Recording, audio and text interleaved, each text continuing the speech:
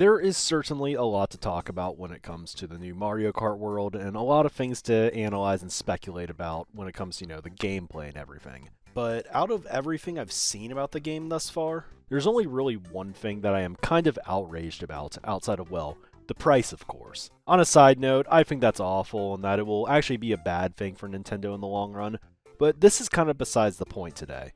When I'm talking about flaws of a game or something like that, I'm talking about the game itself. So what exactly is my qualm? Well, it's definitely not Knockout Tour.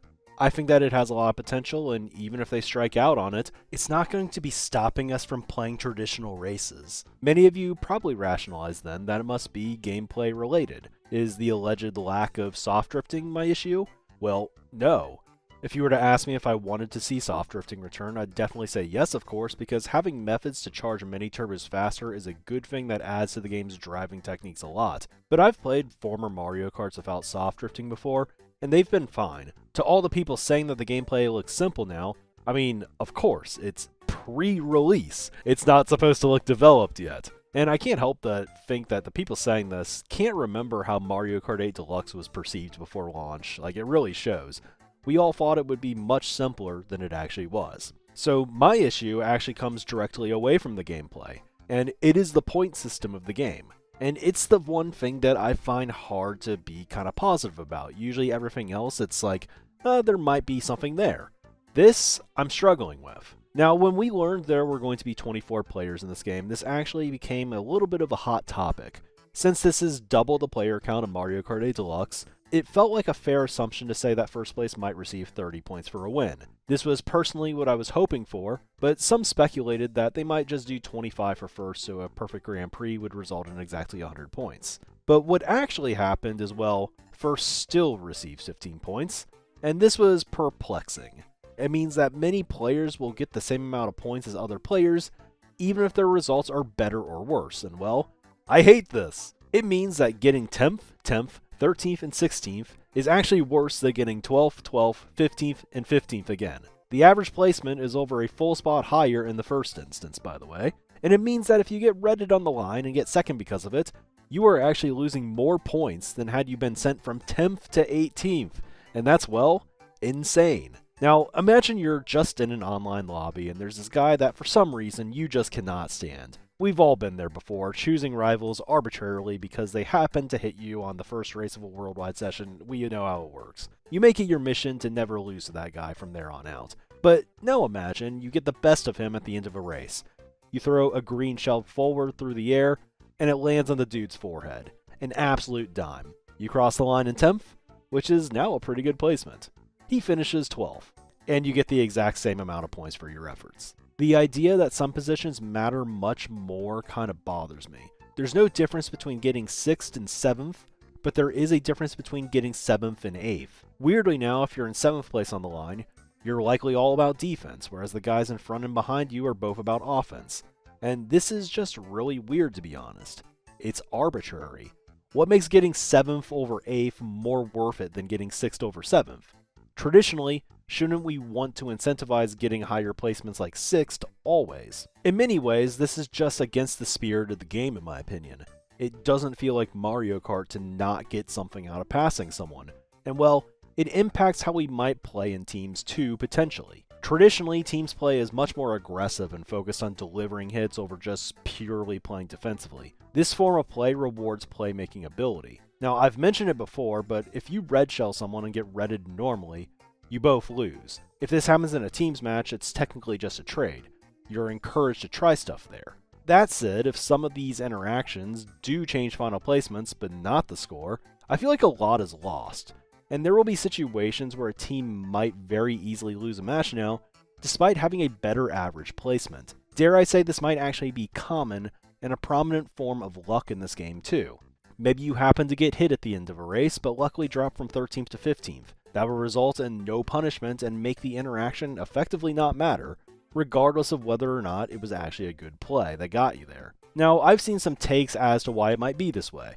The math is simpler, they say, or they just want to make it more possible to catch up. Well, first off, the game does the math for you guys, like you realize that, right? But as for catching up, I want to look into this claim a bit and hold it to some scrutiny. because 10 runs in baseball is a whole lot different than 10 points in basketball, even if the deficit is technically the same. But first, let's dive back into some history. In 6 of the first 7 games of the series, there were only 8 racers. In the original 3 games, you would only score points if you got 4 for higher, and rank out otherwise and lose a life. But as games grew further away from their arcade roots, they threw the life system out entirely.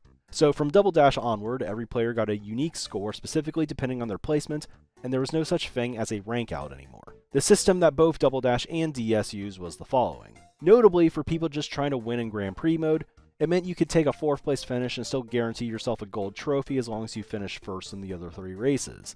But starting in Mario Kart 7, last place would receive 1 point instead of 0 like in the previous games. Ultimately, this changed relatively little in how the point system worked. Technically, it made winning in Grand Prix mode easier, because you could now afford to have a 5th place race alongside 3 first place finishes and guarantee yourself a gold trophy that way. And given that a pity point was handed out to 8th place on top of this, it makes one think, perhaps this system was designed to just be more forgiving. Now, it should be stated that there is a difference in how the scoring system works for the in-game Grand Prix mode and your average multiplayer versus races. Because while 34 points is likely the score you need to guarantee a win offline, this is often false in the context of online matches. I've seen people win online versus races in Mario Kart Wii with under 30 points before in a Grand Prix, and that game gives you 15 points for winning, which gets you halfway to 30. And this is all because the range of outcomes is much more varied online, of course, when playing against people of equal skill. Your offline AI rivals are always there to get 2nd and 3rd place, you see. So what a comeback looks like is fundamentally different between online and offline. So take the following instance. Say you get last race 1 of an 8-person multiplayer race in both Mario Kart DS and 7. In MKDS, you are technically 10 points behind the leader, but in 7, you're only 9 down. One might look at these standings and claim more work has to be done to catch up in Mario Kart DS, but this isn't exactly true, because if you were to win the next race, and the leader got last, in both instances you would now be tied. In Mario Kart DS, this tie would happen with 10 points, and in Mario Kart 7 you'd be tied with 11. But what this example also doesn't state is that this overall comeback is actually easier in Mario Kart DS, despite the point differential being higher at first. Because if you were to tally the scores of 2 races in each game, you'd get 68 total points in Mario Kart DS and 78 in Mario Kart 7. This means that if 2 players have 10 after 2 in DS, and 2 players have 11 after 2 in 7, the remaining 6 players would have a total of 48 points in DS and 56 in Mario Kart 7. This comes out to an average of 8 per racer in DS and 9.3 in 7. So what this means is that you actually had to score more to come back in Mario Kart 7. You see, it's not the gap between first and last that matters here. What actually matters when discussing comeback potential is the ability to make up bigger chunks all at once. So really the only fundamental difference with this scoring system is the difference in points between 2 different positions. It's not the scores we are looking at, it is the rate of change between them. So for all you math haters, sorry to bring calculus into this, but it's not my fault, I promise. This is all on Nintendo. I'm just reporting the news. The big difference here though is that Mario Kart 7 values 4th place compared to 3rd place, more than Mario Kart DS values 4th place compared to 3rd. And what this means is that if you finish 1st in Mario Kart DS, you're gaining more against every player that finishes 4th or lower than you are in Mario Kart 7. And this is actually what makes a comeback more easy, but it is not something we often perceive because of the rival system in Mario Kart's traditional Grand Prix mode. You see, rivals are there to give some challenge to the player. If the race results were just random, you would be able to win some of the Grand Prix without ever getting first, or in a sense, proving to the game that you're mastering it. But with rival players who always get a solid spot, it ensures that you have to win races to win an offline Grand Prix. But rivals never finish below 3rd place really in these handheld games, and this means that when you win in both the Grand Prix mode of these games, while you are still gaining more against every player that finishes 4th or lower in Mario Kart DS, that will never include the rival CPUs that you actually need to beat to win Grand Prix mode. But if you mess up in either game and finish 4th or lower, it will give you the illusion that Mario Kart 7 is actually more forgiving since you can finish 5th and still tie an optimally performing CPU player that finishes 2nd behind you in the rest of the races. Of course, with real racers, this is not actually the case because the outcomes are more randomized typically. Actual players are more vulnerable to finishing 8th online, but even if they do, if you're worried about making the comeback and winning the Grand Prix, the point system that gives you better odds is actually the Mario Kart DS and Double Dash system. This exact same dynamic actually plays out between Mario Kart Wii and Mario Kart 8 too. Both games extend first place points to 15, but Mario Kart Wii's is modeled the same way as Double Dash and DS, where last place gets 0, whereas 8 is obviously a sequel to Mario Kart 7. Again, the only difference in the rate of change here happens when third place turns to fourth place. Now, with the rival system remaining in check, almost everything remains consistent, but everything's kind of scaled up by a factor of 1.5. Assuming you win 3 races in Grand Prix mode and mess one up, you can expect a perfect CPU to score 51, up from 34. To match this total in Mario Kart Wii, you can't get lower than 6th, the lowest spot of the top half, like with DS where you had to get 4th at least. Whereas in Mario Kart 8, you can afford the top spot of the bottom half, which is now 7th, as opposed to 5th in Mario Kart 7. Again, this might give the illusion that Mario Kart 8 is more forgiving, but let's look at a practical example of 2 high-scoring players in a single online versus race Grand Prix for both games. So let's say player 1 gets 7th race 1 and player 2 gets 1st. What we naturally assume is that the Mario Kart Wii player 1 is further behind first than the Mario Kart 8 player 1. Yet we see if player 1 and their main threat in the standings place in the exact same positions for the rest of the Grand Prix between the games, it might result in only the Mario Kart Wii player overcoming the deficit, whereas his Mario Kart 8 Deluxe counterpart comes up just short. Personally, Mario Kart Wii matches almost feel jarring after playing Deluxe because a single win feels so powerful points-wise.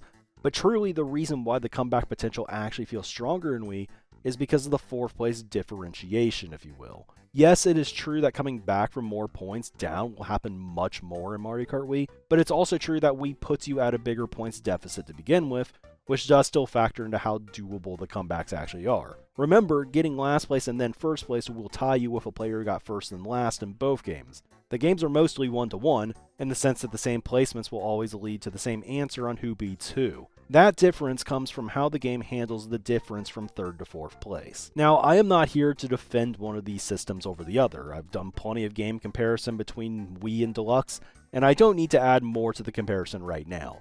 Because honestly, this doesn't really matter. These systems are both functional. Both games recognize that with 12-player races, they need a number greater than 10 for first. My point today, though, is that Mario Kart World system makes an error that these games do not, and that the whole comeback narrative is, well, ludicrous. Because it doesn't matter how far behind you are. 29 points behind first in a hypothetical better Mario Kart World system is the same thing as being down 14 points in the real one. Because even if you were down that much, the ability to score 30 points in the very next race would still be there in the hypothetical system, and it isn't in the actual Mario Kart World. So what are the remaining arguments, if not that one? Is it perhaps psychologically demotivating to be down so many points, especially for the players who can't come back? I mean, it might not feel great if your friend's winning with 117 points and you have like 7, I guess. And again, would a new system make Grand Prix mode more difficult? Because 51 points still acts as that guaranteed win score if you win 3 races in World, as it stands like with Mario Kart Wii. This would mean, though, that on your bad race, you could still finish 12th and win the Grand Prix. With this system that I've kind of endorsed, you would only be able to get 7th to guarantee a win in the system. Perhaps with 24 players, that feels too risky to Nintendo. But here's what I think. These issues are entirely preventable even outside of the point system. If you really want people to be challenged in Grand Prix mode, but to allow them for some room for error, just modify your rivals. It would literally not be a big deal if on occasion the top competitor loses to the second competitor, and that could literally be based on how players are doing in the standings. If they win the first 3 races but not the last one, maybe just make it a 50-50 chance on who wins the final race if you really want to allow the player to actually get 12th and still win. Maybe have some background code that can evaluate the appropriate challenge for the player even. I feel like they don't have to lock themselves into a system that has flaws elsewhere if there are craftier solutions that are available. But hey, maybe it is possible that there will be customization options too. Imagine they let us choose our own point system. That would be an awesome add-on. That would make all of this a moot point. Even with multiple presets and not full customization, they would be able to make a lot of different goals for different types of players work. Technically, there's nothing stopping us from building a new community point system and calculating our scores at the end and ignoring the on-screen scores. Mario Kart Tour didn't have point systems, so the online community decided to manually use the Mario Kart 7 system, and that worked for them. But those numbers are smaller than a Mario Kart World system would have to be. And with 24 players, well, I'll just say that tallying up 288 numbers per match would not be ideal, and as it stands, We might have to create a system for Knockout Tour if we want to have tournaments run for that as well. Really, it will always just be much better for the community if we have something that could be applied in-game. Because, frankly, I'm worried that the community is going to miss out. There were obviously questions about how 24 players could all work, but I see people saying that we might just need to run 12-player matches again if the point system doesn't produce unique results per position until you cut down the player roster to 12. The 12 point values that we have spread across the 24 players in a standard race of world are identical to the ones in Mario Kart 8 Deluxe, so hypothetically if the game ran with 12 players only, the system would be identical. But this would be an absolute shame if in fact 24 players ends up being great. So I hope there is a reasonable in-game solution provided, because as it stands, this is really problematic. I would have not felt great had they done a system where first gets 25, then it goes 23, 22, etc. all the way to 1, because I feel like there would be less of a reason to push for first, and in some ways, I'm glad to see that first still gets the same bonus as always in World. But overall, I would still take that 25 points for first system over what we got in World, because at least a scoring system that is almost identical to just summing your total placements would differentiate all the placements. So to wrap up, as someone who frequently plays Mario Kart in teams, I'll just say that I firmly believe that every spot counts in these matches, and I want to experiment with 7-on-7 all the way up through 12 versus 12. But I guess perhaps weirdly, I want to end this video with a little bit of a fun fact. Because while Nintendo's decisions seem weird at times and are just based on them having different priorities than us, trying to understand their thought process is at times interesting, and they left a breadcrumb for us to actually study weirdly. So if I were to ask you, which game did 15 points for first, I imagine you all would say Mario Kart Wii, unless of course you are truly cultured. The correct answer is Mario Kart DS as far as I'm aware at least, and this is because in the game's versus mode, there's an option to turn teams on, and weirdly this option results in a different scoring system being utilized, one that actually looks similar to the 8-player races of Mario Kart Wii where first place gets 15 and so on. Now, question, why would they do this? There were still just 8 players per race. Was it not unnecessary? They already had a point system. Well, it is possible that this was just a completely arbitrary system. That is the kind of thing Nintendo would do after all, but the system appears to just be one that stresses the importance of getting top spots. And it's very possible that this is just completely random, but I thought it was a cool and potentially notable change. Perhaps they saw versus mode as just different than GP mode, but also, the traditional Grand Prix standings still are applied to standard versus. So my question is, did Nintendo themselves think that teams were inherently different? Well, I don't have an answer, but I'll leave it up for debate. With the upcoming Direct, hopefully we'll get some good news on this front. Regardless, I do think that this is a subject that actually deserves some discussion, and I think it's an underrated issue.